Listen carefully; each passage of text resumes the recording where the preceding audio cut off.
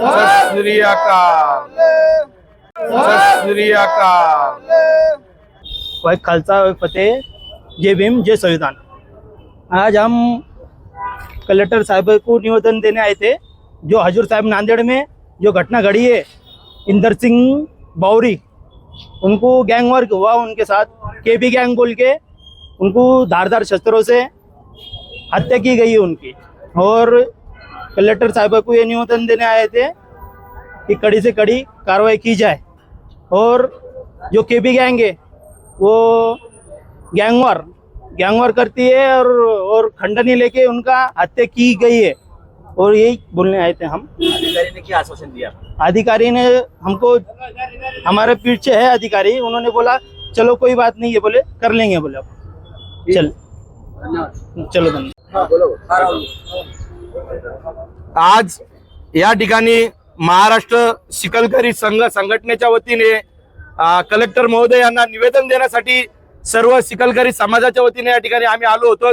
8 August रोजी हुजूर साहेब नांदेड या ठिकाणी पेट्रोल पंपावर कट रचून भ्याड हल्ला एका 25 वर्षाच्या युवकावर करण्यात आला आहे।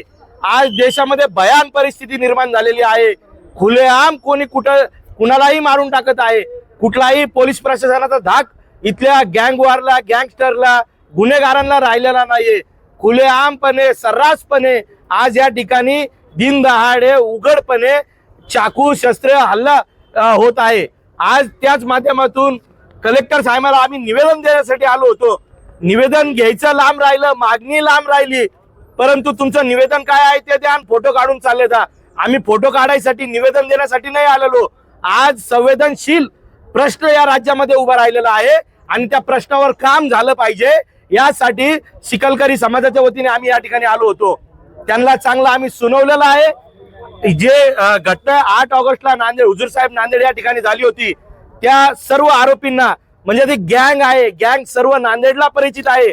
नांदेडला परिचित आहे म्हणजे पोलीस प्रशासनाला देखील माहिती असेल का ही गँग आहे, सर्राईत गुन्हेगार आहेत। हे कट रचून हल्ला करतात, पजेशन करतात, खंडणी वसूल करतात, असे अनेक गुन्हे त्यांच्यावर दाखल आहेत। परंतु पोलीस प्रशासनाने याच्या आधी त्यांच्यावर कुठलीही कारवाई केलेली नव्हती। त्याच्यानंतर ही घटना घडली। जर आधीच कारवाई झाली असती तर आज एका 25 वर्षीय युवकाचा बळी केला नसता। परंतु आज या ठिकाणी आम्ही निवेदनाच्या माध्यमातून मागणी केली आहे, जे काही आरोपी अद्याप फरार आहेत त्या सर्व 3 आरोपींना तुम्ही तात्काळ अटक करावं। त्या गँगचा मोरक्या आणखीनही फरार आहे, त्यालाही तुम्ही अटक करावं। केस फास्ट ट्रॅक कोर्टात चालावी, त्यांच्यावर मोकोका अंतर्गत कारवाई झाली पाहिजे, असं आम्ही जिल्हा अधिकाऱ्यांमार्फत मुख्यमंत्री साहेबांना, गृहमंत्री साहेबांना निवेदन देण्यात आलेलं आहे। व आम्ही इशारा देखील दिला आहे, 8 दिवसाच्या आत त्यांच्यावर कारवाई झाली नाही तर सकल महाराष्ट्रातला शिकलकरी समाज नांदेड इथे धडकणार आहे व राज्यभर आम्ही आंदोलन करणार आहोत, याची नोंद घ्यावी, असं कळवून आम्ही जिल्हा अधिकारी साहेबांना या ठिकाणी सांगितलेलं आहे।